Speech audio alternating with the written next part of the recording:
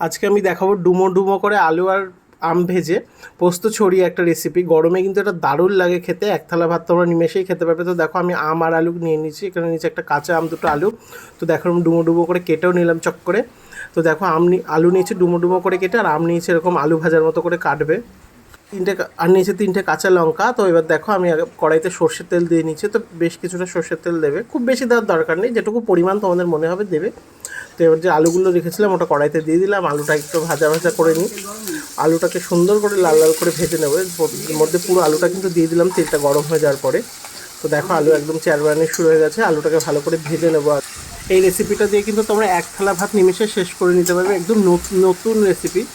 তো দেখো এবার এটার মধ্যেই ভাজা হয়ে গেছে, লঙ্কাটা দিয়ে দিলাম, একটু ভাজা ভাজা হবে। লঙ্কাটা দিয়ে দেবো, দেখো এরকম লাল লাল করে ভাজবে, দেখেছো কত সুন্দর করে, দেখো যে তো এরকম সোনালি সোনালি কালার হবে আলুটা ভাজার পরে।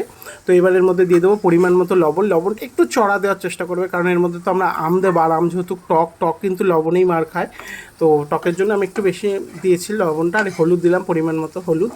তো এবার দেখো আমার আলু ভাজা কিন্তু হয়ে গেছে। এবার আমি লাস্টের 2 মিনিট তোমরা আমটাকে দিয়ে নাড়বে। আমটাকে দিয়ে বেশিক্ষণ নাড়ার দরকার নেই, তাহলে কিন্তু আমটা একদম কাদা কাদা হয়ে যাবে। তো দেখো আমি লাস্টে 2 মিনিট নাড়বো, 2 মিনিটেই কিন্তু তোমাদের আমগুলো সেদ্ধ হয়ে যাবে। তো কত সুন্দর হয়েছে দেখো। এবারে আমি এর মধ্যে দিয়ে দিচ্ছি 1 চামচ পোস্ত ছড়িয়ে, দেখো পোস্ত আমি ছড়িয়ে দেবো। তো তোমরা এক্ষেত্রে থেকে একটু কম বেশি পোস্ত দিতেই পারো, কোনো অসুবিধা নেই। এবার আমি 1 চামচ পোস্ত ছড়িয়ে দিয়ে আরেকবার নেড়ে নিয়ে আমি কিন্তু আমাদের আম আলু পোস্ত ভাজাটা নামিয়ে নেব। তো দেখো কত সুন্দর হয়েছে দেখতে। এটা কিন্তু আরও বেশি ভালো লাগে যখন গরম ভাত দিয়ে খাবে, একদম গরম গরম ভাত দিয়ে, সাথে ডালও লাগবে না, কিচ্ছু লাগবে না, কথা দিলাম। তো তোমাদের যদি ভিডিওটা ভালো লাগে লাইক কমেন্ট শেয়ার করে দিও, ইউটিউবে যদি দেখে থাকো সাবস্ক্রাইব করে দিও।